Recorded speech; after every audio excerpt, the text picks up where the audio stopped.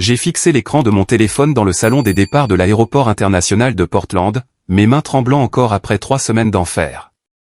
Sarah était partie. Ma femme depuis 8 ans s'était effondrée d'un anévrisme cérébral alors que nous rendions visite à ses parents dans le Maine, et je venais d'enterrer l'amour de ma vie dans un cimetière surplombant l'océan Atlantique.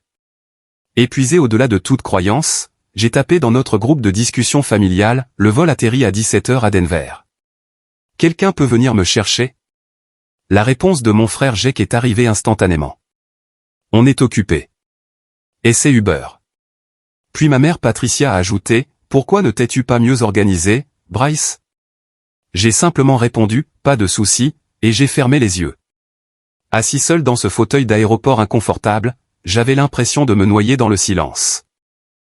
Le bavardage constant des voyageurs autour de moi semblait étouffé, distant, comme si j'existais dans un univers parallèle où la vie normale continuait tandis que la mienne s'était complètement brisée. 3 semaines.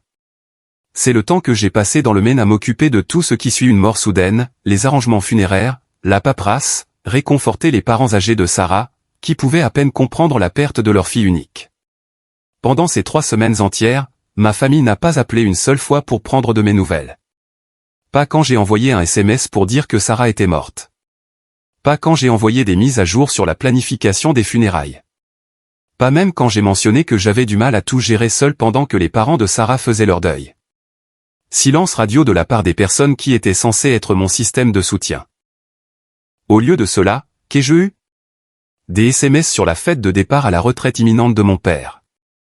Ma sœur Emma m'avait envoyé des listes d'options de traiteurs et des suggestions de lieux, ignorant complètement le fait que je planifiais les funérailles de ma femme. Quand je n'ai pas répondu immédiatement à ces demandes de planification de fête, elle s'est irritée et a commencé à envoyer des messages passifs-agressifs sur le fait d'être laissée à tout gérer seule. L'ironie ne m'a pas échappé. J'étais en train de tout gérer seul tout en enterrant ma femme. Et Emma se plaignait d'organiser une fête. Mon téléphone a de nouveau vibré. Un autre message d'Emma. La retraite de papa est dans 2 semaines. Nous avons besoin de décisions sur le lieu dès que possible. Où étais-tu? J'ai fixé ce message un long moment. Où avais-je été? En train de choisir un cercueil pour ma femme. De choisir des fleurs pour ses funérailles. D'écrire un éloge funèbre qui capturait en quelque sorte 8 ans d'amour en 10 minutes de mots. De tenir sa mère pendant qu'elle sanglotait de manière incontrôlable. De traiter avec les compagnies d'assurance, les avocats et les médecins légistes. Mais apparemment, dans le monde de ma famille, rien de tout cela n'avait autant d'importance que de savoir si nous devions opter pour du poulet ou du bœuf pour le dîner de retraite de papa.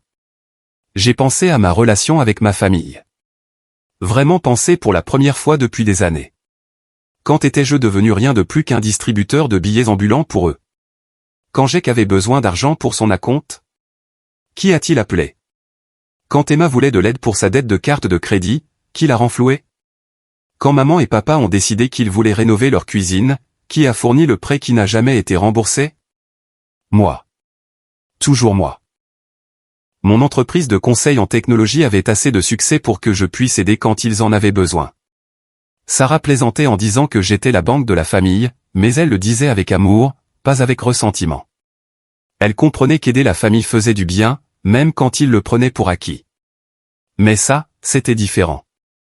La mort de ma femme était traitée comme un inconvénient pour leur calendrier de planification de fête.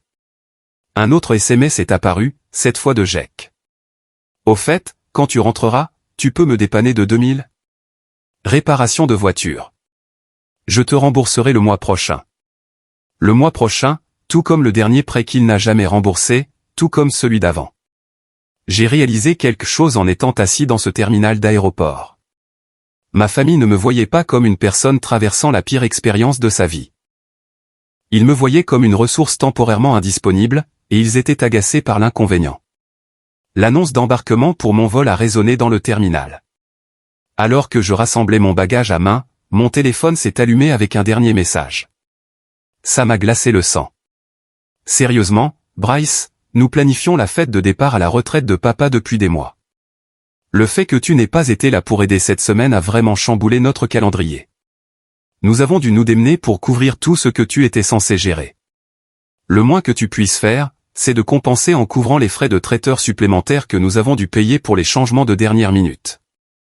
Ils étaient en colère contre moi d'avoir enterré ma femme, de ne pas avoir été disponible pour planifier leur fête pendant que je faisais les arrangements funéraires. C'est là que ça m'a frappé. Ils avaient planifié cette célébration de retraite élaborée exactement la même semaine où je mettais Sarah en terre. Et d'une manière ou d'une autre, dans leur esprit, j'étais l'égoïste. Le chauffeur d'Uber a essayé de faire la conversation pendant les 45 minutes de trajet de l'aéroport international de Denver à ma maison de banlieue à Highlands Ranch, mais je ne pouvais pas gérer plus que des réponses d'un mot.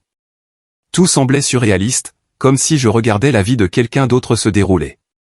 Les rues familières, le quartier où Sarah et moi avions prévu d'élever des enfants un jour, l'allée où sa voiture était encore garée, intacte. Entrer dans notre maison vide, c'était comme entrer dans une tombe. La tasse de café de Sarah était encore dans l'évier du matin où nous sommes partis pour le Maine. Son livre était ouvert sur la table de chevet, un marque-page sauvegardant sa place dans une histoire qu'elle ne finirait jamais. Le silence était assourdissant. J'ai laissé tomber ma valise dans la chambre et j'ai remarqué que l'ordinateur portable de Sarah était toujours ouvert sur son bureau. L'écran s'était assombri, mais quand j'ai touché le clavier, il s'est illuminé avec sa boîte de réception. J'aurais dû le fermer. J'aurais dû respecter sa vie privée. Mais quelque chose m'a fait marquer une pause. L'email le plus récent provenait de Margaret Chen, l'amie de Sarah de la faculté de droit qui exerçait maintenant le droit de la famille à Boulder. L'objet était « Document de planification successorale ». Examen final. Mon cœur s'est arrêté. Planification successorale ? Nous n'avions tous les deux que 32 ans. Nous avions des testaments de base, rien d'élaboré. Pourquoi Sarah travaillerait-elle sur la planification successorale sans me le dire?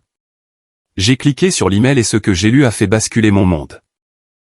Sarah, comme nous en avons discuté, j'ai finalisé les structures de fiducie et les protocoles de protection des actifs. Compte tenu de vos préoccupations concernant la dynamique familiale de Bryce, je crois que nous avons créé des garanties suffisantes. La documentation sur l'exploitation financière que vous avez fournie servira de preuve si nécessaire. Veuillez examiner les documents ci-joints et me faire savoir si vous souhaitez des modifications avant de procéder. Exploitation financière, documentation. Mes mains tremblaient alors que je parcourais les messages envoyés de Sarah. Email après email à Margaret datant de 6 mois.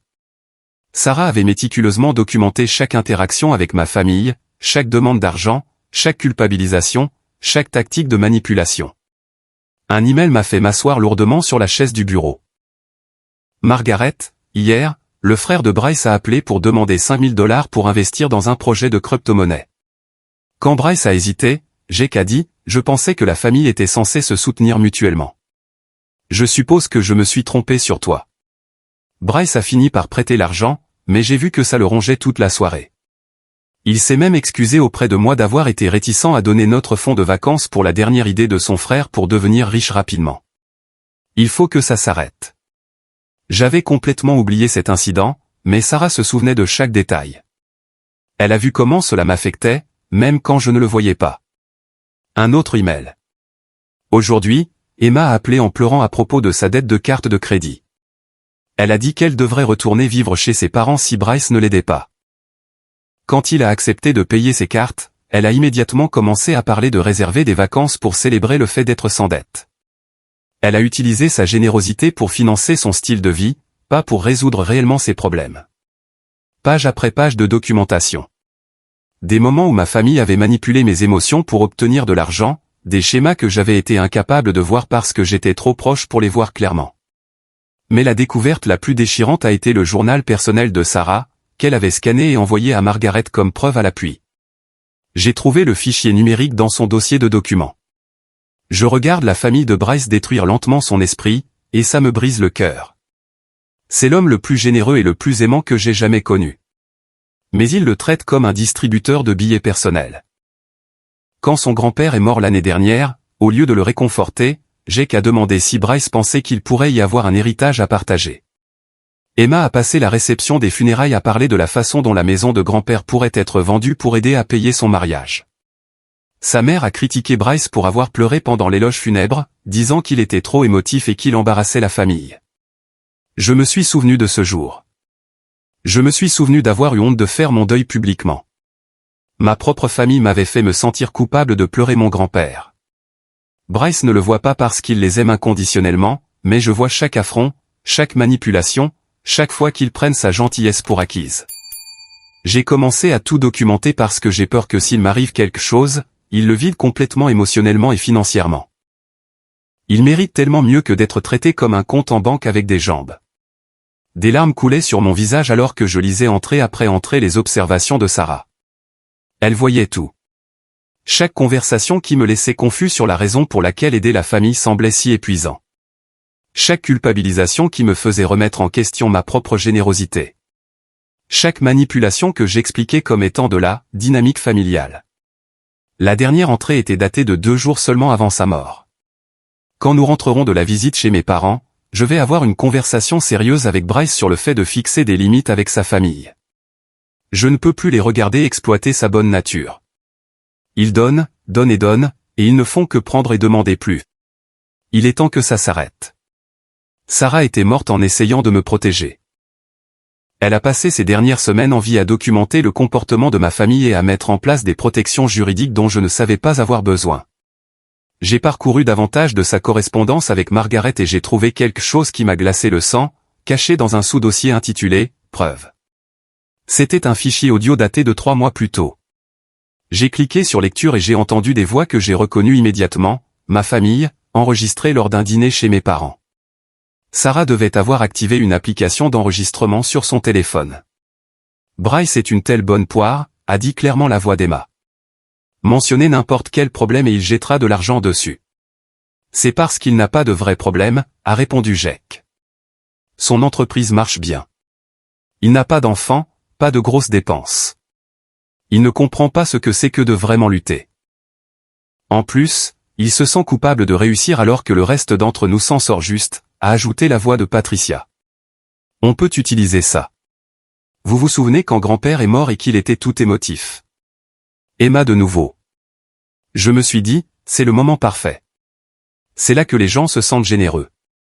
C'est comme ça que j'ai eu l'argent pour mon acompte de voiture. Il riait. Riant vraiment de manipuler mon chagrin pour obtenir de l'argent. La clé, c'est de lui faire sentir qu'il nous laisse tomber s'il dit non, a dit Jack. Il déteste les conflits. Donc, si on fait passer ça pour une question de loyauté familiale, il cédera à chaque fois. Je suis resté assis dans un silence stupéfait alors que l'enregistrement se poursuivait pendant encore 20 minutes, écoutant ma famille élaborer des stratégies sur la façon d'exploiter mes émotions. Ils ont discuté de la mort de ma femme avec une indifférence désinvolte, analysant si le deuil pourrait me rendre plus ou moins susceptible de prêter de l'argent. Sarah le savait. Elle avait vu à travers leur façade et avait essayé de me protéger de personnes qui étaient censées m'aimer. Le lendemain matin, j'ai appelé Margaret Chen. Je devais comprendre ce que Sarah avait prévu et pourquoi elle avait ressenti le besoin de me protéger de ma propre famille. Le cabinet d'avocats de Margaret à Boulder était à 40 minutes de route à travers les montagnes, et le trajet pittoresque m'a donné le temps de traiter ce que j'avais découvert. Chaque borne kilométrique semblait être un autre morceau de mon ancienne vie qui s'effondrait. Margaret m'a accueilli avec le genre de compassion professionnelle qui me disait qu'elle avait déjà traité des situations familiales compliquées. Elle avait probablement la fin de la trentaine, avec des yeux bienveillants et une attitude pragmatique qui m'a immédiatement mis à l'aise. Bryce, je suis vraiment désolé pour votre perte. Sarah n'était pas seulement une cliente, mais une véritable amie. Elle tenait profondément à vous protéger. Nous nous sommes assis dans sa salle de conférence où elle avait étalé des documents sur la table polie. Des accords de fiducie, des transferts d'actifs, des documents de fondation caritative, et des affidavits juridiques remplis de la documentation minutieuse de Sarah. Sarah est venue me voir il y a 6 mois avec des inquiétudes concernant le comportement financier de votre famille, a commencé Margaret. Elle voulait créer des protections qui s'activeraient si certaines conditions étaient remplies. Elle m'a tendu une enveloppe scellée avec mon nom écrit de la main de Sarah. Elle m'a demandé de vous donner cette lettre seulement si votre famille ne vous soutenait pas après sa mort. D'après ce que vous m'avez dit de leur réponse à l'aéroport, je crois qu'il est temps que vous la lisiez. Mes mains tremblaient en ouvrant l'enveloppe. L'écriture familière de Sarah remplissait 3 pages. Mon cher Bryce, si tu lis ceci, cela signifie que je suis parti. Et ta famille a montré ses vraies couleurs pendant ton deuil. Je prie pour que je me trompe, mais je soupçonne que non. J'ai passé 2 ans à regarder ta famille te traiter comme leur fonds de charité personnel. J'ai documenté chaque manipulation, chaque culpabilisation, chaque fois qu'ils t'ont fait sentir égoïste de ne pas donner immédiatement de l'argent. Tu es l'homme le plus généreux que je connaisse, mais ta gentillesse a été utilisée contre toi. Je t'aime trop pour te laisser vulnérable à leur exploitation pendant ton deuil. J'ai donc apporté quelques modifications à nos arrangements financiers. Premièrement, notre compte d'épargne commun, qui contenait 230 000 $, a été transféré dans une fiducie de protection. Les investissements en actions, d'une valeur d'environ 150 000 $, ont également été déplacés. Les parts de propriété de ton entreprise, évaluées à environ 300 000 $, sont maintenant protégées par une structure juridique distincte. Voici comment cela fonctionne. Si ta famille se montre digne de ton amour en te soutenant pendant ton deuil sans demander d'argent, tous les actifs te seront transférés normalement après une période de 6 mois. Tu auras le contrôle total de notre patrimoine, et tu pourras choisir de les aider ou non. Cependant, s'ils traitent ton deuil comme une opportunité de t'exploiter financièrement, les mesures de protection que j'ai mises en place s'activeront automatiquement. Margaret a des instructions strictes pour surveiller leur comportement et documenter toute tentative de manipulation financière. Si ta famille échoue à ce test de décence humaine de base, notre patrimoine commun sera donné pour créer la fondation Sarah et Bryce pour la prévention de l'abus financier familial. Tu conserveras assez d'argent pour tes besoins personnels et les opérations de ton entreprise, mais la majeure partie de nos actifs aidera d'autres personnes à échapper à une exploitation familiale similaire. Je sais que cela semble dur, mais je les ai vus lentement drainer ta joie pendant trop longtemps. Tu mérites mieux que d'être traité comme un distributeur de billets ambulants par des gens qui prétendent t'aimer. La documentation que j'ai recueillie servira également à un autre objectif. Si ta famille tente de contester cet arrangement ou prétend que tu es mentalement incompétent à cause du deuil, nous avons des preuves détaillées de leur schéma d'abus financier. Margaret a tout ce qu'il faut pour obtenir des ordonnances restrictives si nécessaire. J'espère que je me trompe à leur sujet. J'espère qu'ils nous surprendront tous les deux en te soutenant réellement quand tu en auras le plus besoin. Mais s'ils ne le font pas, s'il te plaît, ne te sens pas coupable de te protéger avec les outils que je t'ai donnés. Tu vaux tellement plus qu'ils ne t'ont fait croire. Tout mon amour, toujours et pour toujours, Sarah. Je suis resté assis dans un silence stupéfait, traitant l'ampleur de ce que Sarah avait fait. Elle avait essentiellement mis ma famille à l'épreuve. Prouvez que vous aimez Bryce pour qui il est, pas pour ce qu'il peut vous donner, et vous maintiendrez votre relation avec lui. Échouez au test et faites face aux conséquences de votre cupidité. Il y a plus, a dit doucement Margaret en faisant glisser un autre document sur la table. Sarah était très minutieuse. Ce document détaillait des mesures de protection supplémentaires que Sarah avait mises en place. Elle avait installé un logiciel de suivi sur mon téléphone qui enregistrait tous les SMS et appels téléphoniques avec les membres de ma famille. Chaque conversation était surveillée et analysée pour déceler des schémas de manipulation financière. Cela peut sembler envahissant, a expliqué Margaret, mais Sarah voulait une documentation complète au cas où une action en justice deviendrait nécessaire. Le logiciel a enregistré le comportement de votre famille depuis sa mort, y compris leurs réponses concernant la prise en charge à l'aéroport et leurs demandes immédiates d'argent. Margaret a ouvert son ordinateur portable et m'a montré un tableau de bord numérique affichant les communications de ma famille. SMS, journaux d'appel et même des publications sur les réseaux sociaux étaient tous catalogués et analysés. Regardez cette chronologie, a-t-elle dit en montrant l'écran. Dans les 48 heures suivant la mort de Sarah, votre frère a recherché la valorisation de votre entreprise en ligne. Votre sœur a publié sur les réseaux sociaux qu'elle avait besoin d'une aide financière pour son mariage alors que vous étiez encore dans le Maine pour les arrangements funéraires. Votre mère a appelé votre partenaire commercial pour s'enquérir de votre disponibilité pour des prêts familiaux. J'ai fixé les preuves, me sentant mal. Pendant que je faisais mon deuil, il calculait comment profiter de ma perte. La découverte la plus troublante, a poursuivi Margaret, est cet appel téléphonique enregistré d'hier. Elle a joué un fichier audio de Jake parlant à quelqu'un que je ne reconnaissais pas. Bryce devrait recevoir une bonne indemnité d'assurance vie, plus tout ce que Sarah avait économisé. Si je joue bien mes cartes, je peux probablement le convaincre d'investir dans ma nouvelle idée d'entreprise. Le deuil donne aux gens envie de se sentir utiles. Vous savez, j'ai juste besoin de présenter ça comme s'il aidait la famille dans une période difficile. Ils n'étaient pas seulement insensibles.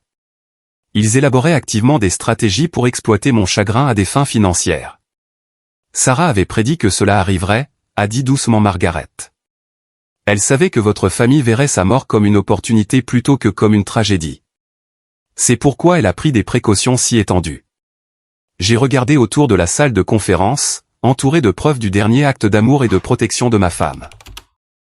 Sarah avait passé ces derniers mois sur Terre à construire une forteresse autour de moi, sachant que j'étais trop gentil pour me protéger moi-même. Que se passe-t-il ensuite, ai-je demandé. Margaret a souri avec une satisfaction sinistre. Ensuite, nous attendons de voir si votre famille continue de révéler sa vraie nature. D'après leur comportement jusqu'à présent, je soupçonne que les mesures de protection de Sarah seront pleinement activées très bientôt. 3 jours après ma rencontre avec Margaret, tout a changé. J'étais dans mon bureau à domicile, essayant de me concentrer sur le travail de mes clients pour la première fois depuis mon retour du Maine, quand mon téléphone a sonné.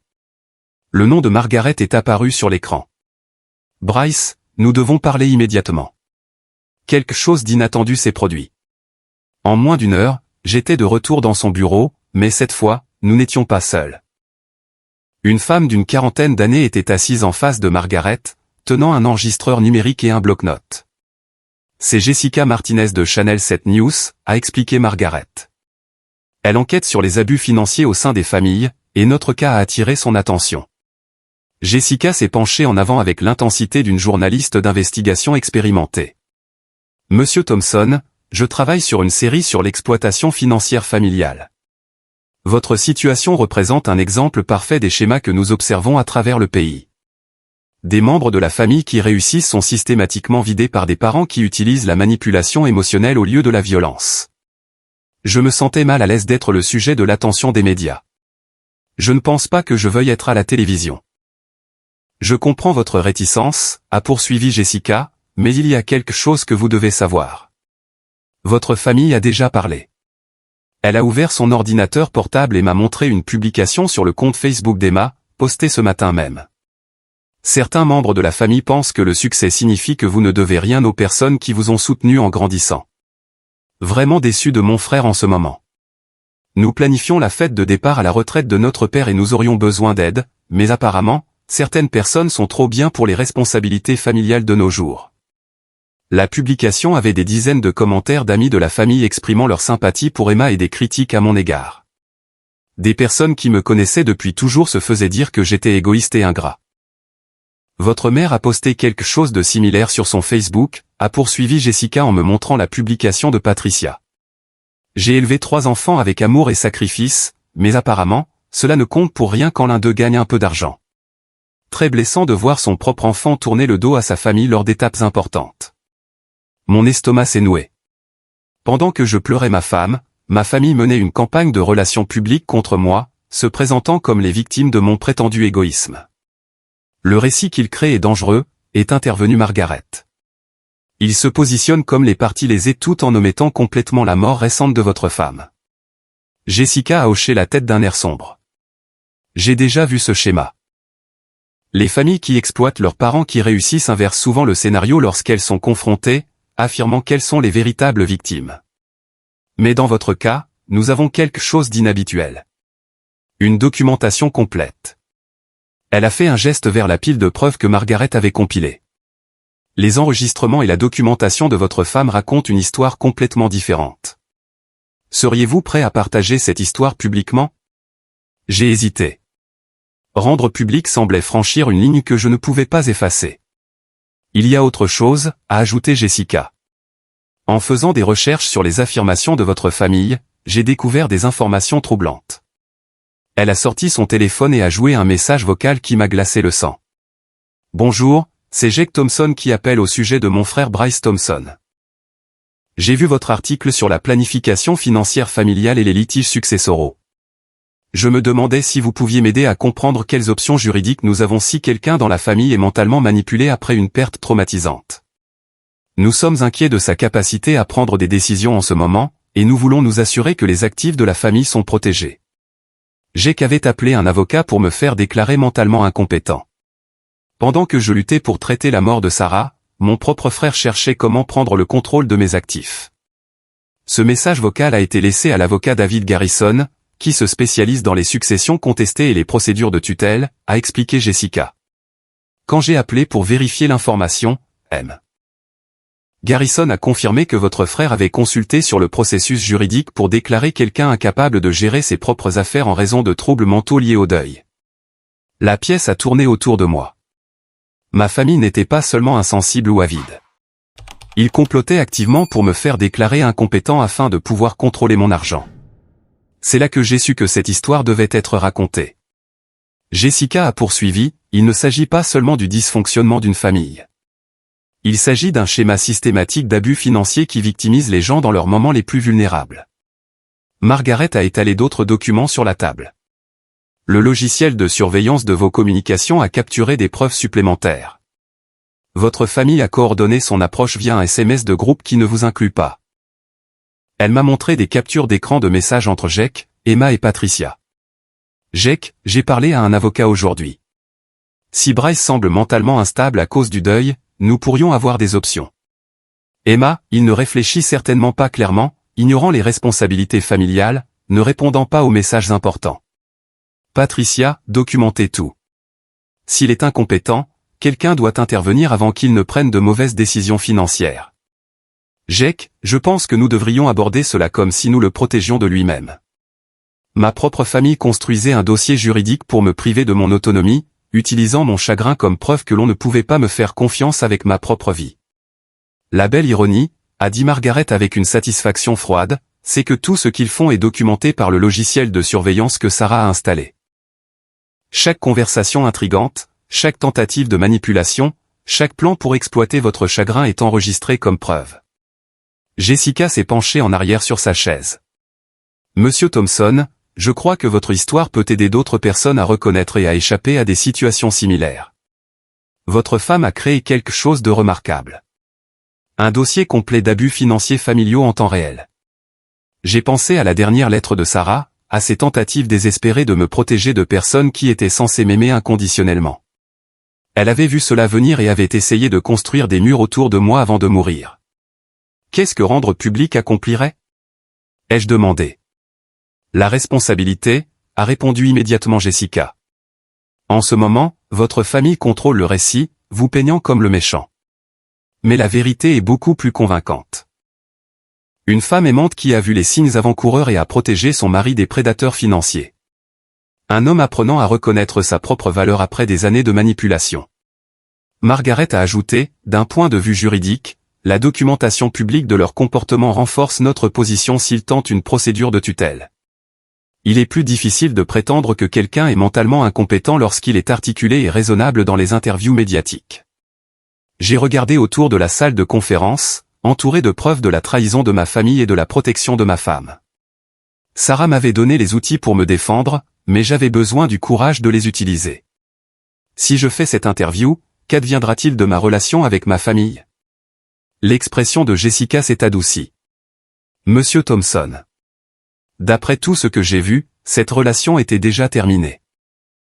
Ils y ont mis fin quand ils ont décidé de traiter votre chagrin comme une opportunité commerciale. J'ai réalisé qu'elle avait raison. La famille que je pensais avoir était une illusion. La vraie famille que j'avais, c'était des gens comme Margaret et Sarah qui me protégeaient au lieu de m'exploiter. D'accord, ai-je dit finalement. Disons la vérité. Le reportage a été diffusé le jeudi soir avec le titre « Une famille abandonne un veuf en deuil et complote pour contrôler ses biens ». Jessica avait fait un travail magistral en présentant l'histoire avec de la documentation et des preuves audio qui rendaient le comportement de ma famille indéniablement clair. Les images de l'interview me montraient assis calmement dans le bureau de Margaret, parlant clairement et rationnellement de la mort de Sarah et de la réaction de ma famille. Aucun signe d'incompétence mentale ou d'instabilité due au deuil. Juste un homme traitant une perte tout en étant systématiquement exploité par des gens qui prétendaient l'aimer. Mais la preuve la plus accablante venait de ma famille elle-même. Jessica les avait contactés pour avoir leur version des faits, et il l'avait fournie avec empressement, apparemment inconscient de la façon dont il apparaîtrait à la caméra. Patricia est apparue la première, assise dans son salon, entourée de photos de famille. Lorsque Jessica a posé des questions sur la mort de ma femme, la réponse de ma mère a été glaçante. Eh bien sûr, nous sommes désolés pour sa perte, mais la vie doit continuer. Nous avons des obligations familiales importantes, et Bryce a toujours été celui qui aidait pour les questions financières. La retraite de son père est un événement unique dans une vie, et nous avons besoin que Bryce se mobilise et fasse sa part. Aucune mention de soutien émotionnel, aucune reconnaissance de mon deuil, juste une focalisation immédiate sur les attentes financières. L'interview de Jake était encore pire. Lorsque Jessica a posé des questions sur sa réponse à mon SMS de l'aéroport, il n'a montré aucune conscience de sa cruauté. Écoutez, Bryce est un adulte. Il peut trouver son propre transport. Nous avions nos propres obligations ce jour-là. De plus, il gagne bien sa vie. Un trajet en Uber ne va pas lui faire de mal financièrement. Avez-vous offert un soutien émotionnel pendant cette période difficile? Nous pensions qu'il avait besoin d'espace pour tout traiter, mais maintenant ça fait des semaines et nous avons besoin qu'il se reconcentre sur ses responsabilités familiales. Le segment d'Emma était le plus révélateur. Lorsque Jessica a posé des questions sur ses publications sur les réseaux sociaux, Emma est devenue défensive. Je ne comprends pas pourquoi tout le monde fait de moi une égoïste. Bryce a toujours aidé pour les dépenses familiales. Nous planifions une grande célébration pour notre père et nous avons besoin de sa contribution. Je pense que le deuil lui fait oublier ses obligations envers nous. Quel genre d'obligations? Des obligations financières. C'est lui qui réussit dans la famille. Nous avons toujours compté sur lui pour nous aider pour les grosses dépenses. Le mot « obligation » a flotté dans l'air comme une preuve irréfutable. À la caméra, Emma avait explicitement déclaré que mon succès créait une obligation de financer leur style de vie. Mais le moment le plus accablant est venu lorsque Jessica a interrogé Patricia sur la consultation de tutelle. « Madame Thompson, êtes-vous préoccupée par l'état mental de votre fils ?» Eh bien, oui. Il n'agit pas comme d'habitude. Normalement, quand nous avons besoin d'aide pour quelque chose, Bryce est impatient de contribuer.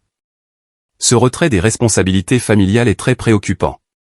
Quelqu'un qui aimait vraiment sa famille ne les abandonnerait pas lors d'événements importants. Alors, vous croyez que son deuil affecte son jugement? Je pense que quelqu'un doit s'assurer qu'il prend de bonnes décisions en ce moment.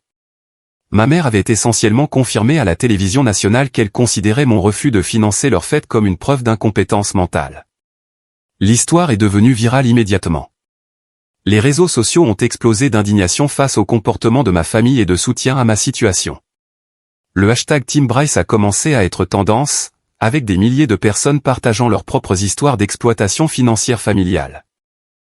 Mais la véritable confrontation a eu lieu le vendredi matin, lorsque toute ma famille s'est présentée à ma porte. J'ai regardé par la fenêtre Jake, Emma et Patricia remonter mon allée avec la démarche déterminée de personnes qui se croyaient les victimes dans cette situation. J'ai failli ne pas ouvrir la porte, mais Margaret m'avait préparé à ce moment. Nous devons parler, a annoncé Patricia lorsque j'ai ouvert la porte, me bousculant pour entrer dans mon salon. C'est allé beaucoup trop loin, a ajouté Jake, le visage rouge de colère. Tu nous as embarrassés devant toute la ville. Emma pleurait, mais cela ressemblait plus à des larmes de rage que de tristesse. Comment as-tu pu nous faire ça? Nous sommes ta famille. Je me tenais dans mon propre salon, regardant 3 personnes qui partageaient mon ADN, mais qui n'avaient manifestement jamais partagé mes valeurs. La documentation de Sarah et la préparation juridique de Margaret m'avaient donné quelque chose que je n'avais jamais eu auparavant. La clarté. Asseyez-vous, ai-je dit calmement. Nous devons avoir une conversation qui aurait dû avoir lieu il y a 20 ans. Ils se sont assis sur mon canapé, s'attendant probablement à ce que je m'excuse et que j'essaie de faire en sorte que tout redevienne normal. Au lieu de cela, j'ai pris un dossier que Margaret avait préparé et je l'ai posé sur la table basse. Ceci contient la documentation de chaque manipulation financière que vous avez utilisée contre moi au cours des 5 dernières années, ai-je commencé. Chaque culpabilisation, chaque tentative de chantage affectif, chaque fois que vous m'avez fait sentir égoïste de ne pas donner immédiatement de l'argent. J'ai qu'à ricaner. Tu fais passer ça pour une sorte de crime. Les familles s'entraident. Les familles s'entraident, ai-je convenu. Mais les familles se soutiennent aussi émotionnellement. Elles offrent du réconfort pendant les tragédies. Elles ne traitent pas le deuil comme un inconvénient pour leur planification de fête. J'ai ouvert le dossier et j'ai sorti des transcriptions de leurs conversations enregistrées. Voici ce que tu as dit des funérailles de grand-père, Jake. C'est le moment parfait pour demander de l'argent. Les gens se sentent généreux quand ils sont émotifs. Son visage est devenu blême alors que je lui lisais ses propres mots. Et ça, c'est toi, Emma, qui explique ta stratégie. La clé, c'est de le faire se sentir coupable s'il dit non. Il déteste les conflits, donc on peut toujours manipuler ça. Emma a arrêté de pleurer et a regardé les papiers avec choc. Maman, c'est ta voix qui dit, Bryce n'a pas de vrai problème, donc il ne comprend pas ce que c'est que de lutter. On peut utiliser sa culpabilité de réussir. Le visage de Patricia s'est durci de défi plutôt que de honte. Tu nous as enregistrés? Sarah vous a enregistré, ai-je corrigé. Elle a vu ce que j'étais trop aveugle pour voir. Vous ne m'aimez pas. Vous aimez ce que je peux fournir. C'est ridicule, a protesté Jake, mais sa voix manquait de conviction. Vraiment? Quand Sarah est morte, votre première préoccupation était de savoir si je serais disponible pour la planification de la fête. Quand j'ai demandé un simple trajet depuis l'aéroport après avoir enterré ma femme, vous m'avez dit de prendre un Uber. Mais en 48 heures, vous demandiez de l'argent et vous faisiez des recherches sur la valorisation de mon entreprise. J'ai sorti plus de documentation, y compris des captures d'écran de leur SMS de groupe planifiant ma potentielle mise sous tutelle. La preuve la plus parlante est celle-ci. Pendant que je faisais mon deuil, vous consultiez des avocats pour me faire déclarer mentalement incompétent afin de pouvoir contrôler mes biens. Emma a eu un hoquet audible. Le visage de Jake est devenu rouge. Patricia est restée sur la défensive. Nous étions inquiets de ton jugement, a dit froidement Patricia. Non, vous étiez inquiet de votre accès à mon argent, ai-je répondu. Il y a une différence. Je me suis levé et je suis allé à la fenêtre, regardant la rue où les voisins regardaient probablement cette confrontation se dérouler. Voici ce qui va se passer. Je me suis retourné pour leur faire face. Sarah avait anticipé exactement ce scénario. Elle a créé des protections juridiques qui s'activent lorsque vous vous montrez indigne de la décence humaine de base. Margaret m'avait préparé à ce moment. J'ai sorti les derniers documents de la planification successorale de Sarah. Nos actifs communs, totalisant environ 680 000 $, sont en cours de donation pour créer une fondation qui aide les victimes d'abus financiers familiaux. Emma a sauté sur ses pieds. Tu ne peux pas faire ça. Cet argent appartient à la famille. Non, Emma. Cet argent appartenait à moi et à Sarah. Et Sarah a choisi de le protéger de personnes qui exploiteraient mon chagrin. Jake lisait les documents juridiques, son visage devenant de plus en plus pâle. C'est de la folie. Tu laisses une femme morte détruire notre famille. Je ne détruis rien, ai-je dit calmement. Je vois juste enfin clairement ce qu'était vraiment notre famille. Patricia s'est levée avec une fureur froide dans les yeux. Si tu fais ça, tu es mort pour nous. J'étais déjà mort pour vous, ai-je répondu. J'étais juste trop naïf pour le réaliser. Ils ont passé l'heure suivante à passer en revue toutes les tactiques de manipulation qu'ils avaient jamais utilisées. Larmes, colère, culpabilité, menaces, fausses promesses. Mais la documentation de Sarah m'avait immunisé contre leur stratégie. Je pouvais voir chaque technique pour ce qu'elle était vraiment. Quand Emma a menacé de ne plus jamais me parler, j'ai ressenti du soulagement au lieu de la peur. Quand Jake m'a accusé d'être égoïste et ingrat, j'ai entendu l'écho des enregistrements de Sarah où il riait de manipuler mes émotions. Quand Patricia a joué la victime et a demandé comment je pouvais être si cruel envers ma propre mère, je me suis souvenu de sa voix sur la cassette, élaborant des stratégies pour exploiter mon succès. Finalement, ils sont sortis en trombe, claquant ma porte et criant des menaces d'avocats et de procès. Je les ai regardés s'éloigner en voiture et j'ai ressenti quelque chose que je n'avais pas ressenti depuis des années. La paix. Pour la première fois de ma vie d'adulte, j'étais libre de l'obligation de gérer leurs émotions, de financer leurs choix et de m'excuser de mon succès. Sarah m'avait donné le cadeau de voir ma famille clairement, et la vérité était libératrice. Au cours des semaines suivantes, les conséquences de leur apparition télévisée et du comportement public de ma famille ont créé un effet domino qui a transformé leur vie d'une manière qu'ils n'avaient jamais anticipée. Jake a été suspendu de son poste de commercial dans une entreprise de dispositifs médicaux après que son directeur a vu le reportage. Ses clients, qui étaient principalement des professionnels de la santé, ont exprimé leur inquiétude de faire des affaires avec quelqu'un qui exploiterait un membre de sa famille en deuil. Son superviseur a qualifié cela de « problème de caractère qui se reflète mal sur les valeurs de l'entreprise ». Le fiancé d'Emma a rompu leur fiançailles après avoir regardé son interview. Dans un SMS qu'elle m'a envoyé en capture d'écran, en rage, il a écrit « Je ne peux pas épouser quelqu'un qui pense que le succès familial crée des obligations financières. Que se passera-t-il quand nous réussirons? Ta famille s'attendra-t-elle à ce que nous financions leur style de vie pour toujours? » Patricia a fait face aux conséquences sociales les plus dures. Ses anciens collègues enseignants et amis du quartier ont été consternés par son apparition à la télévision. L'Association des enseignants à la retraite, où elle faisait du bénévolat, lui a demandé de démissionner de son poste de direction. Des membres de l'Église qui connaissaient notre famille depuis des décennies ont publiquement critiqué son manque de compassion. Mais leurs ennuis ne faisaient que commencer. La nature virale de l'histoire avait attiré l'attention d'autres journalistes et influenceurs des réseaux sociaux. Un blogueur de conseils financiers avec 2 millions d'abonnés a présenté notre histoire dans un article sur les limites de l'argent familial, utilisant le comportement de ma famille comme un exemple de ce qu'il ne faut pas faire. Un podcast de psychologie populaire a analysé les tactiques de manipulation qu'ils avaient utilisées, diffusant des extraits audio des enregistrements de Sarah pour démontrer les techniques d'exploitation émotionnelle. Le plus dommageable a été lorsqu'un éminent thérapeute familial a utilisé notre cas dans une présentation professionnelle sur les schémas d'abus financiers. La présentation, intitulée « Quand l'amour devient un levier », a été largement partagée parmi les professionnels de la santé mentale et comprenait les citations de ma famille de leurs interviews télévisées comme des exemples classiques de langage manipulateur.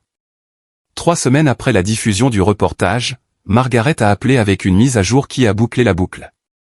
Bryce, j'ai des développements intéressants à partager. Premièrement, la fondation Sarah et Bryce a reçu plus de $100 000 de dons de personnes inspirées par votre histoire. La fondation est déjà opérationnelle et aide d'autres familles à naviguer dans des situations similaires. L'ironie était belle. La cupidité de ma famille avait par inadvertance créé une ressource qui aiderait d'innombrables autres personnes à échapper à une exploitation similaire. Deuxièmement, j'ai reçu une communication d'Emma. Elle veut vous rencontrer. J'ai été surpris.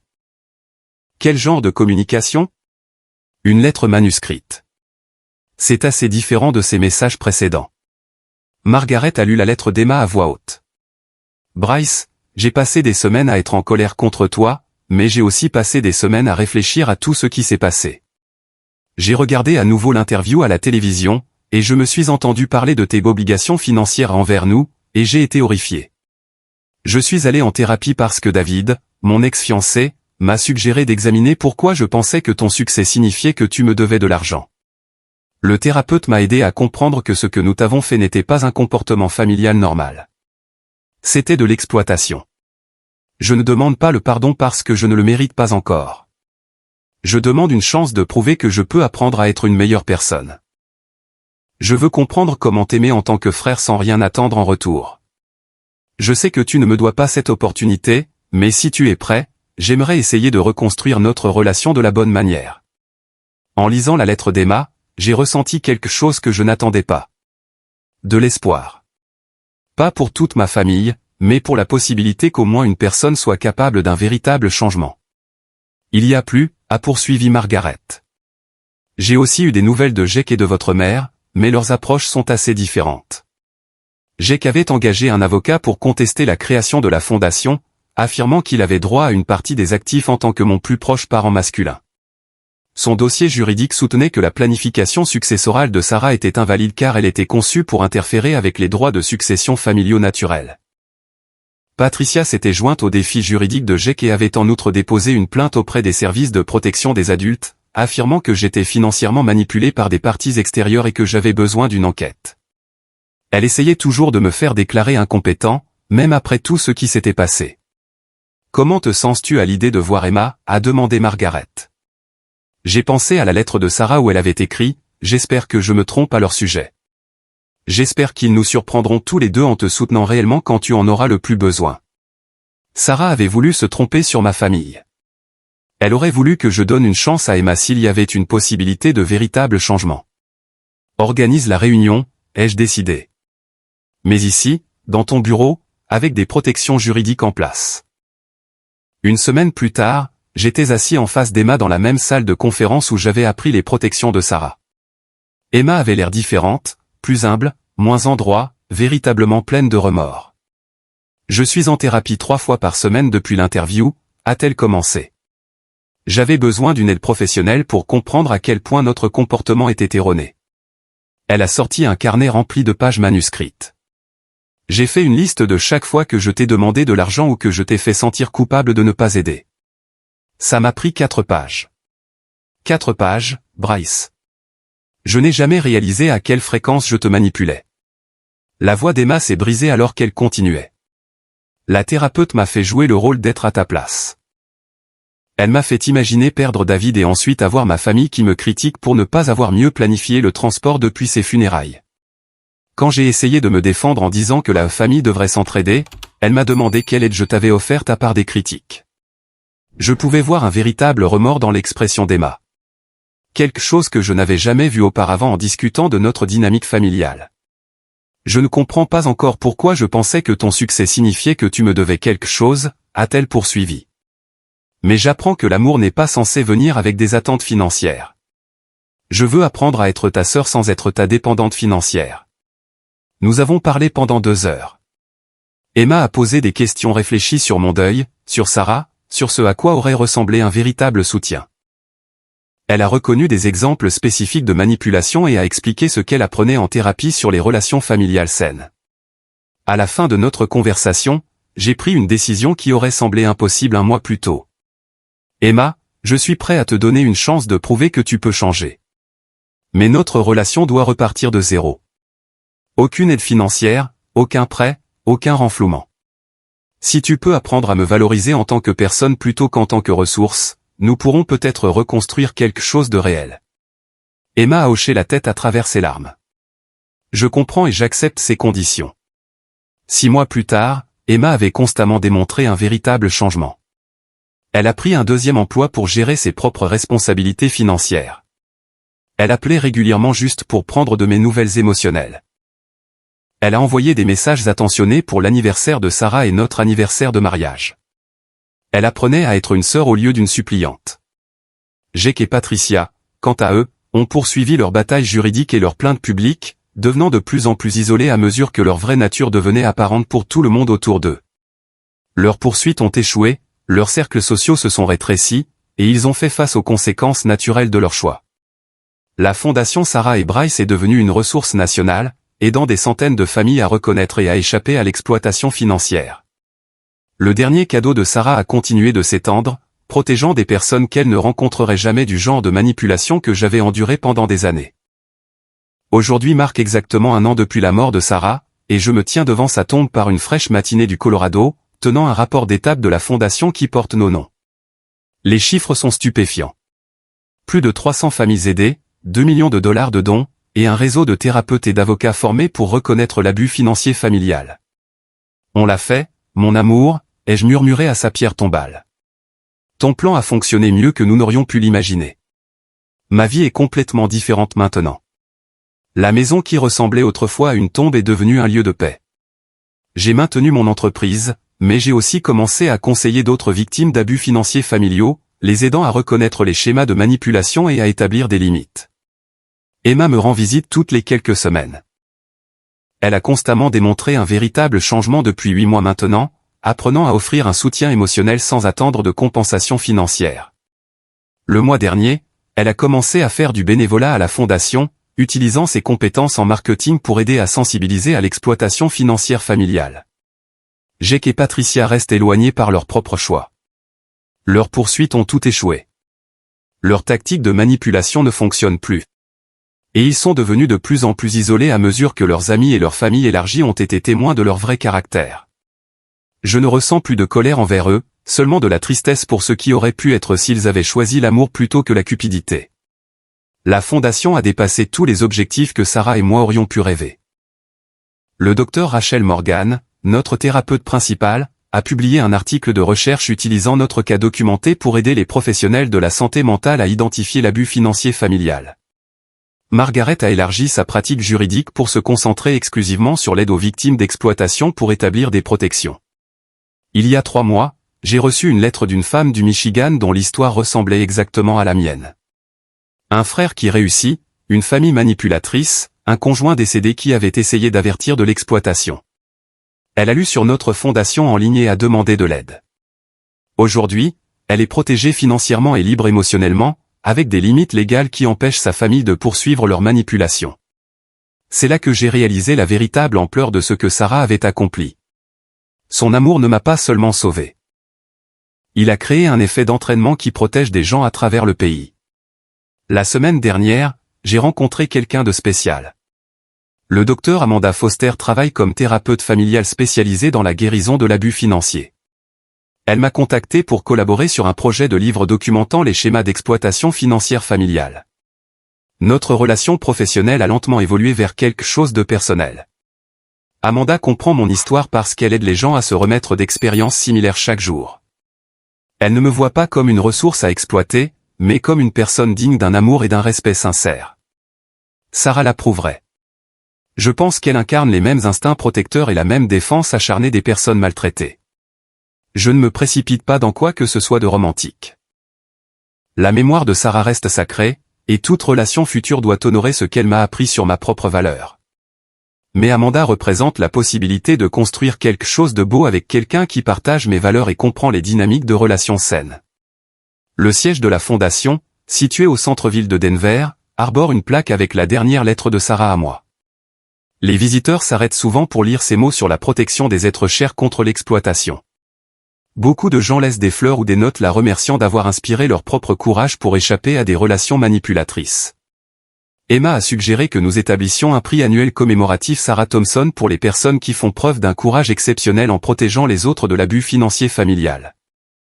La première lauréate a été Margaret Chen, dont l'expertise juridique et la compassion ont tout rendu possible. Lors de la cérémonie de remise des prix, j'ai parlé de l'héritage de Sarah. Ma femme a vu quelque chose que j'étais trop proche pour reconnaître, que l'amour véritable protège plutôt qu'il n'exploite. Elle a passé ces derniers mois sur Terre à construire des murs autour de moi, non pas pour m'isoler de ma famille, mais pour me protéger de personnes qui prenaient la manipulation pour de l'affection. La fondation qui porte son nom poursuit ce travail de protection, aidant les gens à distinguer les relations authentiques de l'exploitation financière déguisée en obligation familiale. Le public comprenait des dizaines de personnes dont la vie avait été transformée par le travail de la fondation. Des familles qui ont appris à fixer des limites saines, des individus qui ont échappé à des années de manipulation, des professionnels de la santé mentale qui reconnaissent maintenant des schémas d'abus financiers qu'ils avaient auparavant manqués. En rentrant du cimetière aujourd'hui, j'ai pensé à la question qui m'a hanté pendant ces sombres semaines après la mort de Sarah. Comment reconstruit-on une vie après avoir perdu tout ce qui comptait ? La réponse que j'ai apprise est qu'on ne reconstruit pas la même vie. On en construit une meilleure, éclairée par les leçons douloureuses et guidée par l'amour de personnes qui veulent vraiment ce qu'il y a de mieux pour vous. La mort de Sarah m'a appris que la famille n'est pas définie par la génétique, mais par un soin sincère et un respect mutuel. Margaret, Emma sous sa nouvelle forme, Amanda, et les innombrables personnes touchées par notre fondation, représentent ma vraie famille maintenant. Nous soutenons la croissance les uns des autres, célébrons les succès les uns des autres, et offrons du réconfort pendant les difficultés sans rien attendre en retour. Sarah me manque tous les jours. Son rire, ses intuitions, sa façon de voir à travers les façades des gens jusqu'à leur vrai caractère me manquent. Mais je ne me noie plus dans le chagrin parce que je vis la vie qu'elle s'est battue pour protéger, une vie remplie de relations authentiques, de travail significatif, et du genre d'amour qui construit plutôt qu'il ne démolit. Debout dans mon bureau à domicile ce soir, entouré de lettres de remerciements de bénéficiaires de la fondation et de photos de Sarah dans toute notre maison, je ressens quelque chose que je n'avais pas ressenti depuis des années avant sa mort. Une paix complète avec qui je suis et ce que je mérite. Le dernier cadeau de Sarah n'était pas seulement de me protéger de l'exploitation. C'était de m'apprendre à reconnaître et à exiger un amour sincère dans toutes mes relations. Elle m'a montré que la véritable affection ne vient pas avec des conditions financières, que la vraie famille vous soutient pendant la tragédie au lieu de la traiter comme un inconvénient, et que l'amour sain responsabilise plutôt qu'il ne manipule. Son héritage perdure dans chaque famille qui apprend à fixer des limites, chaque personne qui reconnaît sa valeur, et chaque relation construite sur le respect mutuel plutôt que sur l'obligation financière. J'espère que notre histoire vous inspirera à examiner les relations dans votre propre vie.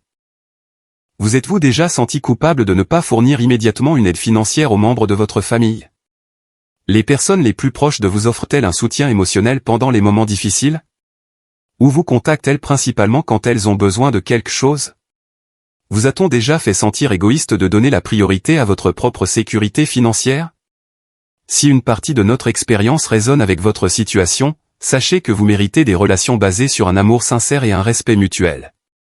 Vous méritez des membres de votre famille qui célèbrent votre succès sans s'attendre à en profiter. Vous méritez de faire le deuil de vos pertes sans être critiqué pour avoir dérangé les autres. Plus important encore, vous méritez d'être valorisé pour qui vous êtes, pas pour ce que vous pouvez fournir. Merci de m'avoir accompagné dans ce voyage et de soutenir le travail de la Fondation. S'il vous plaît, Aimez cette vidéo si notre histoire vous a touché. Abonnez-vous pour nous aider à toucher plus de personnes qui pourraient avoir besoin d'entendre ce message. Partagez-la avec toute personne qui pourrait bénéficier de la compréhension des schémas d'abus financiers familiaux et laissez un commentaire partageant vos propres réflexions sur les relations familiales saines. Sarah croyait que protéger une personne de l'exploitation crée des ondes qui finissent par en protéger beaucoup d'autres. En vous engageant avec notre histoire, vous aidez à créer ces ondes protectrices pour des personnes que vous ne rencontrerez peut-être jamais. D'ici la prochaine fois, rappelez-vous que l'amour sincère vous permet de vous épanouir tandis que l'exploitation déguisée en obligation familiale détruit lentement votre esprit. Choisissez des relations qui vous construisent et ne vous excusez jamais d'exiger le respect que vous méritez. Repose en paix, Sarah. Ton amour continue de changer le monde, un cœur protégé à la fois.